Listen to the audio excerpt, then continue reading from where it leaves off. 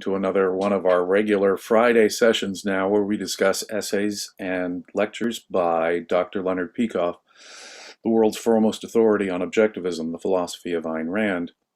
The talk we're going to be discussing today is a good one. From 1986, Dr. Leonard Peikoff's Religion versus America.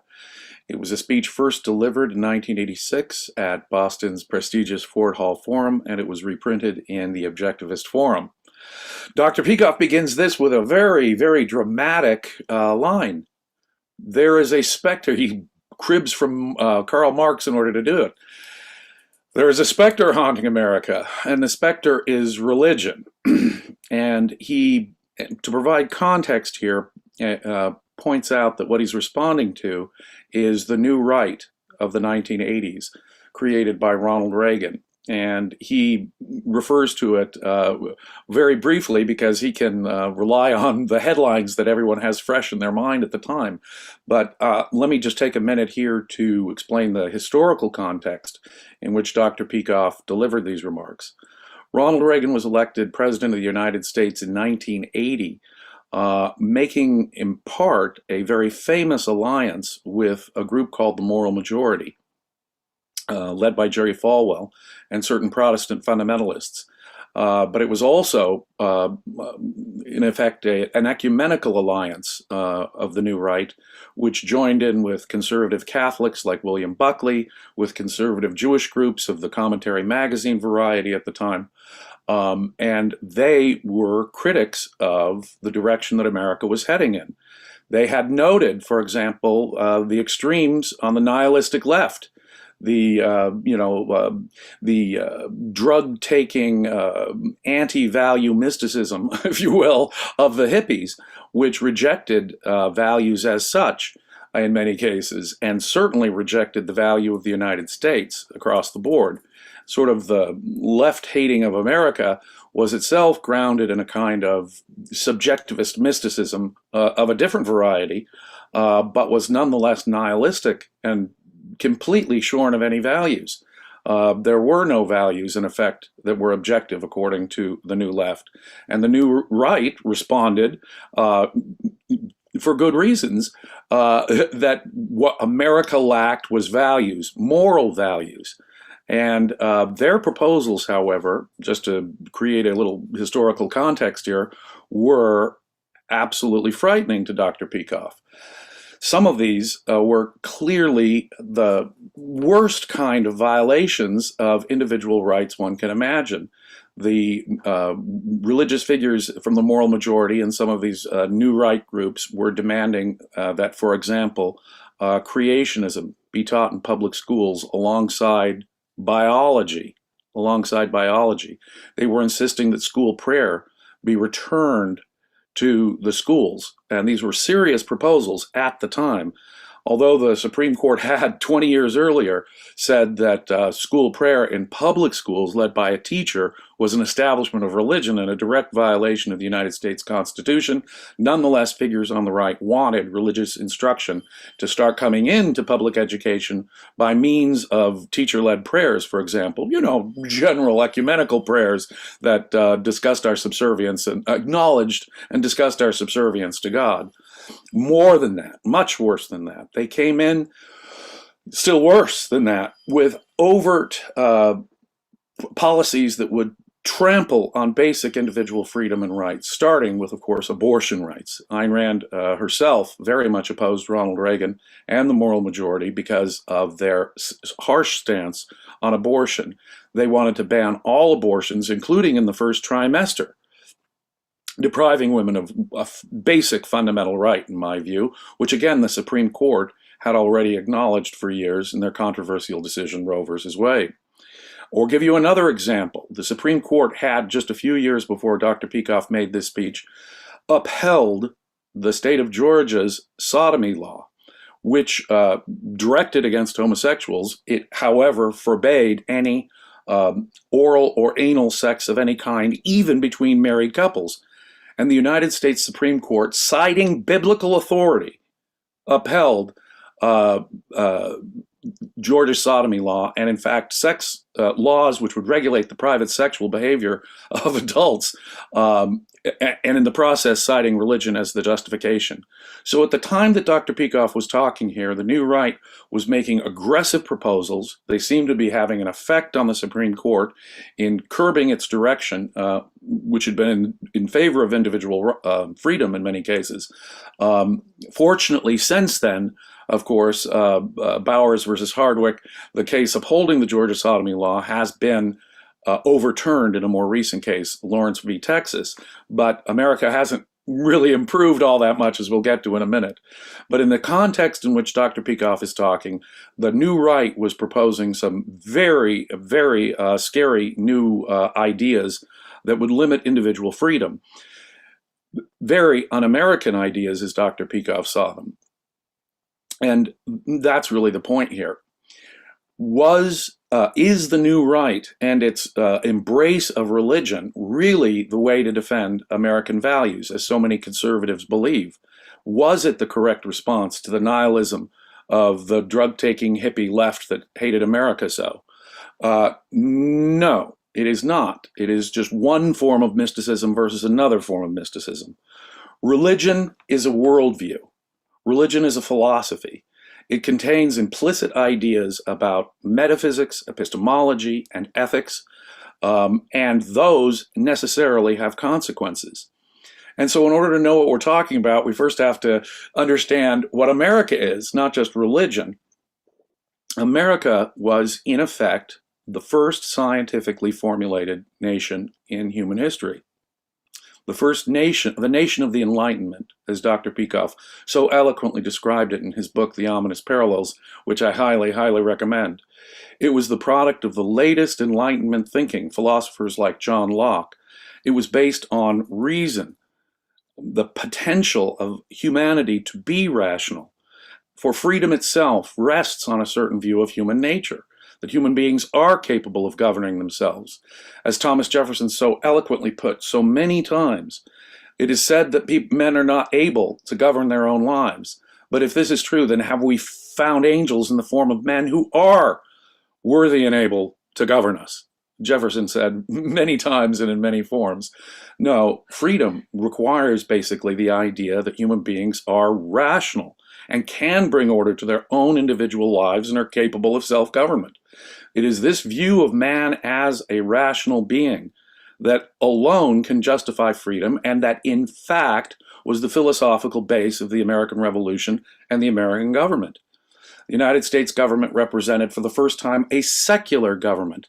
The first demand of the Bill of Rights in the First Amendment to the United States Constitution: Congress shall make no law establishing a religion. Period. No religion of any kind. And as the framers, from the father of the Constitution, James Madison, to George Washington, all frankly admitted, even some of the more religious founding fathers like John Adams, America is a secular government. Everyone is still familiar with the fact that established churches were all over, and in some places still all over, even Western Europe.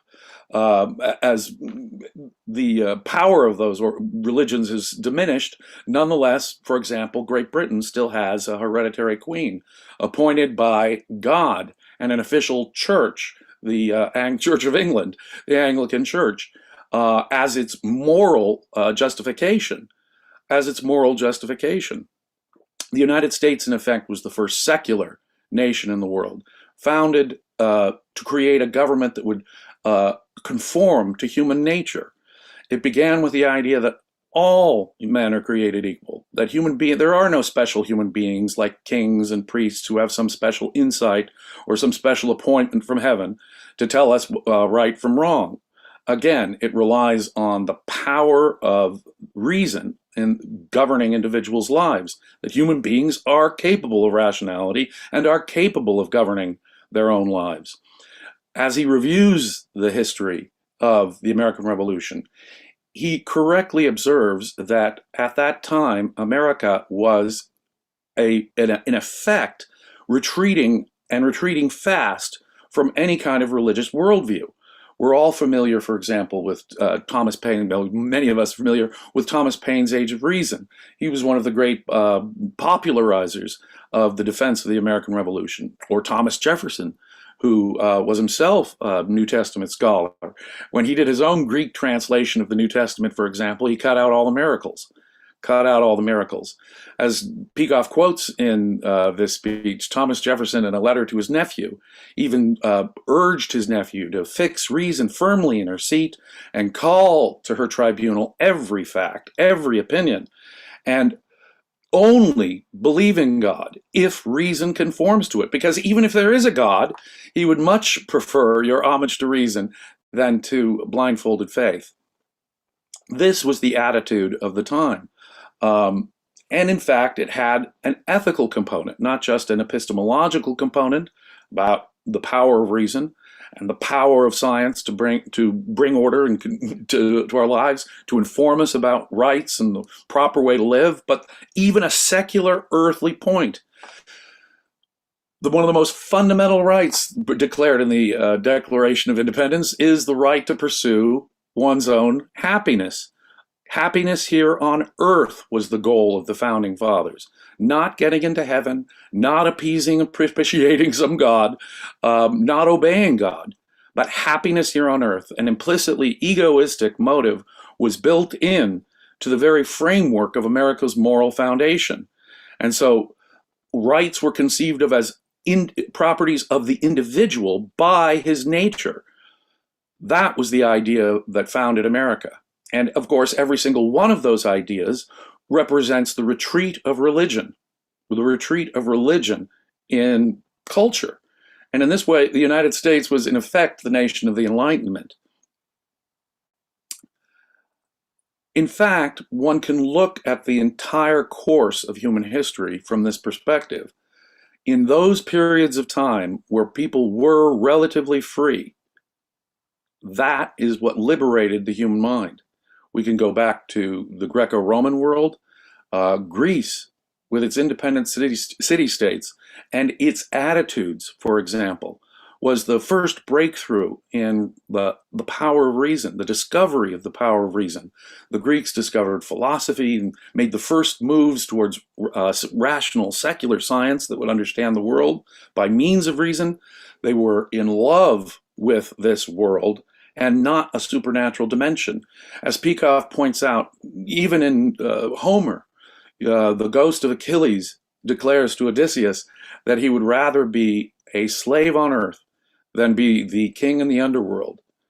They had a vague notion of the afterlife, but it wasn't anything swell. It wasn't the goal. Death wasn't the goal. Life on earth was the goal. And so we see in ancient classical civilization, for example, man affirming, man glorifying art as well. Not to mention, of course, this foundational belief that reason was the means of human knowledge.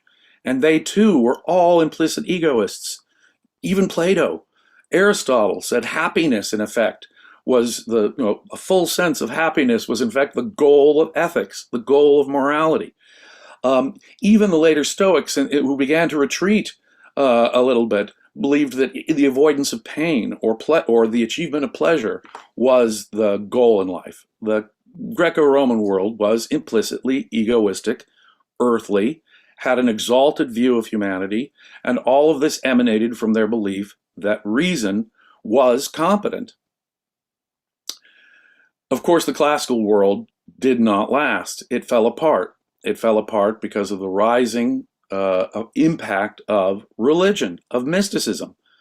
There were various mystic cults as the classical world developed that were beginning to take hold, especially as the Roman Empire grew more and less secure as a political entity. They retreated to mysticism, to Neoplatonism, and to various religions. And eventually Christianity would take over the Roman Empire and destroy classical civilization and bring on a dark age which brought to an end scientific discovery, a respect for reason, an exalted view of man. Quite the opposite. Philosophers like Augustine, the great philosopher who sort of set the agenda for Christian thought in the Dark Ages, believed that man was a pretty foul and despicable thing in need of redemption, in need of the salvation of religion, and that reason was not competent at all. One must believe first in order to know, said Augustine. And it wasn't about this world at all, or any kind of happiness here on earth. If life is miserable here, if Christianity is miserable here, so much the better, because this is all about getting into heaven, not about happiness here on earth. So across the board, the Dark Ages represented anti-reason, anti-science, anti-human, anti-freedom ideas, straight across the board. And in fact, the Dark Ages were dark on principle, as Dr. Peikoff points out. It was only with the rediscovery in the 13th century by, most prominently, Thomas Aquinas, who his teacher, Albertus Magnus, has helped get Aristotle back in the door, but it was Aquinas who systematized a Christian view using Aristotelian logic. If for Augustine belief had to come before knowledge, and in effect science or reason was, if anything, a mere handmaiden of theology, Thomas Aquinas reversed that and turned it on its head and said, no. In order to get theology off the ground, one must first prove with logic, Aristotelian logic, the very existence of God. And in the process, undermined Christian culture thereafter. He set off a chain reaction that would lead to the Renaissance, an explosion of humanist art, man-glorifying art. Even when they were religious in their subject matter, say Michelangelo's statue of the David is really a glorification of man. Look at all the nudity. I mean, and even the Christians in the Renaissance, many of them were complaining about the nudity in all this art. But personal portraiture, or the literature of the Renaissance. In the Middle Ages, the high point was Dante's, Divine Comedy, which is a religious poetic epic. By the time of the 1400s and 1500s, we're getting Petrarch and Boccaccio, who were writing secular love poetry. And this world became now the focus of artists, and of course scientists as well. Copernicus and then Kepler got the scientific revolution going in the 1500s. And Da Vinci, in love with observation of the natural world, the art developed perspective as opposed to these flat two-dimensional artworks that really were anything but glorifications of humanity and life on earth. The Renaissance, due to the effect of these neo-Aristotelian scholastics, was giving a new life to science, humanism, a positive view of life on earth. And it was this movement that set off, of course, the Age of Reason, the Age of Science. And John Locke's philosophy came about the turn of the 16 to the 1700s, was in effect the latest in political thinking and political philosophy. It was a development of ideas, it's true, but the idea of individual rights, the idea that an individual should keep the fruits of his own labor, the products of his own thought and effort should be his, that slavery was wrong, that everyone had individual rights, and that these rights included the right to liberty, the right to property. And he was a strict critic of hereditary monarchies and so forth. And it was John Locke's ideas that, more than any other philosopher, but there were many other political thinkers a little before Locke and after Locke, who were getting at the same idea. And it was these philosophers, the latest in Enlightenment thinking, that informed the Founding Fathers and created the culture of the time of the American Revolution. Now, of course, since then, philosophy has taken a very negative turn. As viewers of these programs will note, it was, of course, Kant and his ilk that undermined the Enlightenment at its height and tried to bring back in a religious worldview. Kant was quite explicit in that being his motive. And philosophically speaking, that's what he did. He undermined confidence in reason, undermined our confidence in reason most fundamentally, and gave new life, in effect, to mysticism. And no other way of putting it. The fundamental issue of religion versus America is this very issue: faith, and its resultant ideas. If reason is competent, then individuals are competent and are worthy and able of being free agents. And that is the necessary philosophical basis for freedom. And it is that idea that was systematically undermined in European philosophy, to which America was for a while resistant, but even America had to give way, in effect, to the power of philosophy. By the 20th century, totalitarianism, various forms of the systematic attack on individual freedom and the horrors that resulted therefrom was the direct result of this philosophical assault on reason. And for details on that, I would again refer you to Dr. Leonard Peikoff's brilliant book, The Ominous Parallels. The totalitarians of the 20th century could not have been more explicit in their attack on reason. Adolf Hitler, for example, was an overt mystic. It was all about mysticism, and it came down to a sort of racial tribalism for nationalism and anti-Semitism and racism that formed the intellectual basis for his assault on the individual. And Nazism could not have been more explicit about it. The individual is nothing. You exist to serve the Aryan race and the German fatherland. And that is, of course, the necessary philosophic precondition for totalitarianism. A lot of people think, well, what about communism? Isn't communism opposed to religion? Isn't communism atheistic? Well, they claim to be atheistic, but of course, they create a religion of their own. It is solid mysticism. And of course, that must be the basis for collectivism. And it was. Again, what do we have? We have an assault on reason on many fronts in communism. Polylogism comes to mind. If one were to attempt to, for example, use some argument from Thomas Jefferson or Ayn Rand to defend freedom because the individual is competent, his reason, it does make him capable of self-government, Karl Marx would have simply told you that was bourgeois logic. Being a determinist, he did not believe in that individuals really did have any individual power of thought, and that only material factors controlled even the way people think. So if you disagreed with him, it was really because of your class conditioning, in effect, your material conditioning. And of course, the manifestations of this were relatively obvious. Someone like Trotsky, for example, the famous Russian communist, overtly said God is the state is God. In other words, you, again, are nothing. There can be no private interest in the Soviet Union. All individual and private interests were explicitly outlawed because the individual is really just a servant of the dictatorship of the proletariat. So this combination, this assault on happiness, life on earth, predicated on a certain view of humanity, itself predicated on a certain epistemology, the epistemology of faith, mysticism, is always behind this. And that triad, mysticism, altruism, demanding the individual sacrifice his own life, and political collectivism, always go together, always go together. And just as they have gone together always in history.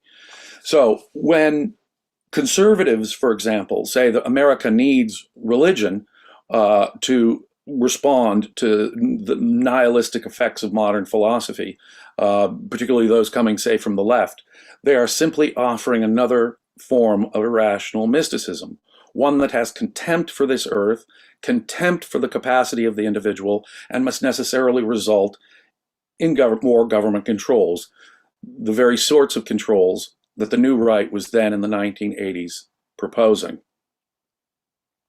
There is an inherent hostility between freedom and mysticism.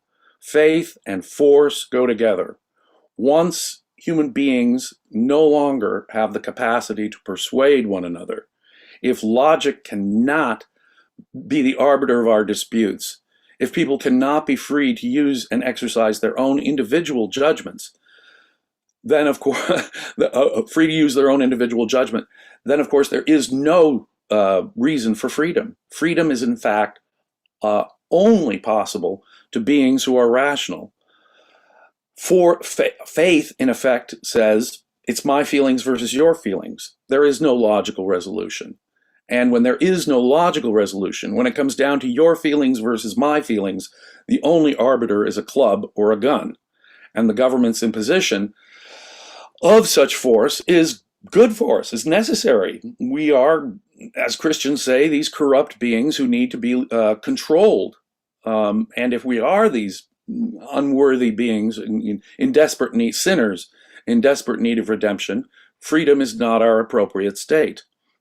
More fundamentally, force is destructive of reason. And the simplest way to see this is that the guy holding the gun, it's his judgment when he's holding the gun on a bunch of people. Only his judgment counts. He has negated the effect of all of these individual minds. And that's why freedom works. Freedom works because it liberates reason. And freedom is the basic condition for the operation of reason. If I can't act on my judgment, if I can't act on my own reason, then my reason is ineffective. The mind does not work by force. Any attempt to force my mind must necessarily corrupt the integrity of my thought. Faith and force and reason and freedom are necessarily married to one another. And those are the two opposite sides every time. And so by advocating faith as a means of governing public policy, they have in effect started a process that must necessarily end individual freedom. And you can see it, as I say, in the proposals of the new right. In the years that have followed Dr. Peikoff's lecture, Religion versus America, in many ways things have gotten much, much worse. Today we're subjected to the spectacle of Nancy Pelosi, the leftist Speaker of the American House of Representatives, chiding Republicans for not being Christians. She is taking the moral high ground of the New Testament, which of course is very consistent. Christianity has long since said that how we treat the poor, for example, is far more important than achieving any kind of earthly success or happiness. One of the examples Dr. Peikoff uses in this lecture is a lecture he attended in which the class was given an alternative. Society 1, in which there are great economic inequalities, but the poorest person is still better off than in Society 2, where everyone is equal but worse off than just about everyone in the other society. Which society would you prefer to live in? And poor Dr. Peikoff was the only student who raised his hand, saying that the unequal society in which everyone is better off is the better society. In other words, equality is a mystical article of faith. A mystical article of faith, equality in outcome, not equality in legal rights. The idea that of the founders, for example. And so Nancy Pelosi says, wait a minute here. You guys on the right, you try and defend capitalism. Christianity is inherently opposed to capitalism. And of course, people on the right agree. And you can see that the right has become less and less connected with capitalism, the free market, and the very ideas that made America so great and produced its technological, economic, and earthly success. And the right, we'll just take Donald Trump, for example. He has taken the Republican Party in an he took the Republican Party in an anti-capitalist direction, opposed to free trade, in favor of zero interest rates and funny money, in favor of increasing healthcare benefits to the poor, for example. And this, of course, explains ultimately why the right must cave in every time to socialism, to the demands of the welfare state given given by the left. They are completely disarmed. Their religion tells them that earthly happiness is not the goal. Their religion tells them that poverty is the blessing, not wealth. Their religion tells them to look at the lilies of the field and the birds of the air that neither toil nor reap. It is Christianity that tells them not to store up their treasures here on earth, but in the kingdom of heaven. It is Christianity which had told them that life on earth was not the goal, and why monks and nuns and priests for centuries had been taking vows of celibacy and poverty in their effort to become ultra humble exponents of their religion. The American right, by embracing Christianity, undermines the defense of capitalism directly, and undermines the defense of America still more directly in its defense of mysticism. Mysticism is the great enemy of freedom. Things have gotten tremendously worse in one sense, in that we have both Republicans and Democrats fighting over who really owns Christianity these days. Even as the metaphysics of religion, any particular metaphysics of religion, fades away and Christianity gets reinterpreted. Perhaps in Great Britain, the spectacle of this division is even more pronounced these days. Perhaps Great Britain is the most secular nation on earth, one of the most atheistic nations in the world, and yet Christian morality still governs its thought. The defense of the National Health Service, for example, is just a given. It's just a given.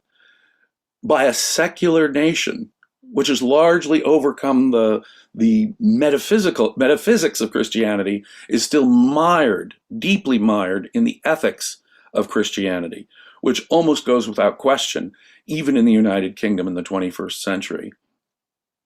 In order to defend freedom, in order to defend individual rights, there is no option but to defend a rational, secular worldview that includes a positive view of reason, the individual, the capacity of the individual to govern his own life, and the value, the ultimate value, happiness and success here on earth. The material prosperity that capitalism brings about is in fact the joyous, exuberant culture that America had produced at one point, at least in its sense of life. Its positive view about the future and about progress are all predicated on these fundamental philosophical ideas, and nothing less can do in the effort to defend the original American system. America is under siege from both right and left, and the right's insistence that only Christianity can, for example, defend individual rights, which is, of course, no real rational defense of individual rights at all, is worse than counterproductive, worse than, in effect, in some ways, worse even than the overt defenders of socialism, who are, in effect, easy to knock out using economic and historic arguments, so long as they don't resort to some kind of mystical argument. Once you've resorted to that kind of mysticism, any rational defense of freedom becomes impossible. And so with that, I will ask Dylan if we have any questions. No, sir, we do not. So, if anybody None whatever, huh? None whatever. I was sure that I would say something that would, in relation to this, I would like to, if I could, toot my own horn and cite an article that I wrote several years ago called "The American Revolution versus the New Testament." And it is specific to Christianity, but in it I, in effect, give concrete demonstration of Dr. Peikoff's point that the United States was founded in an anti-Christian, in a systematically anti-Christian fashion. The founding fathers could not have done what they did, including the American Revolution, had they obeyed the strictures of the New Testament. The New Testament requires that we turn the other cheek to aggression. The New Testament requires, from the mouth of Jesus himself, that we submit to the evildoer. That we submit to the evildoer. The New Testament requires that we not concern ourselves with earthly production and happiness. The New Testament suggests that poverty, as I say, is the blessing, that money is to be distrusted. The love of money is the root of all manner of evils. One can't serve two masters. Look at the lilies of the field. The very opposite ideas that underlie America. You'll notice that America's founding fathers, for example, like Ben Franklin, Thomas Jefferson, they were as well inventors and scientists. They were in touch with the scientists and the leading philosophers of the age in Europe. America's founding fathers were secular, and in order to pull off the American Revolution, had to violate just about every single moral precept that you will find in the New Testament. They were not pacifists. They did not turn the other cheek to British tyranny or aggression. In the New Testament, you'll find Jesus saying overtly, render unto Caesar, pay your taxes. In several other sections of the New Testament, you'll find the same injunction. The idea of a tax revolt, a military revolution against government, is against the New Testament. In the New Testament, you'll find such ideas as obey the state as God's appointed agent on earth. This was the biblical and philosophical foundation for the divine right of kings and for theocracies for centuries. American revolutionaries had to disobey systematically everything they'd read in the New Testament in order to pull off the American Revolution. The American Revolution, in effect, could not have been a bigger violation of nearly every single idea that you can find in the Bible. It's just that simple. It was those founding ideas that made slavery intolerable. It was those founding ideals that led to, for example, women's legal equality. It was not the primordial ideas of mysticism, which, again, you'll find justifications for slavery. You'll find justifications for mistreating women in a legal and systematic way socially in the New Testament and in the Old.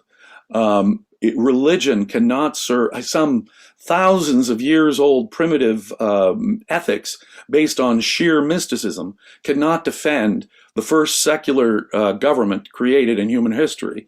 It simply cannot. A government that was devoted to individual freedom and happiness and success here on earth. Everything distinctive about America, America's economic success, America's sense of life simply flows from that. And so, with that, I want to thank you very much for joining us again. Another of these weekly discussions. I hope we will have next week. We'll be joined by a guest. I think these work much better as discussions than simply talks. And I hope that more of you will chime in with questions. But I can't leave you without also saying, if you do like the material that we produce at the Ayn Rand Center UK, please consider subscribing. Hit like, share, subscribe, and do consider becoming a paid subscriber. There are all kinds of extra benefits that you get. We do workshops on the weekends on Dr. Peikoff's courses, which you can play an active participating role in. There's Don Watkins Boot Camp in the middle of the week, in which you can also actively participate, and what a great value that is, along with all kinds of other enormous perks. So please do consider liking, subscribing, and supporting the Ayn Rand Institute UK. Thank you.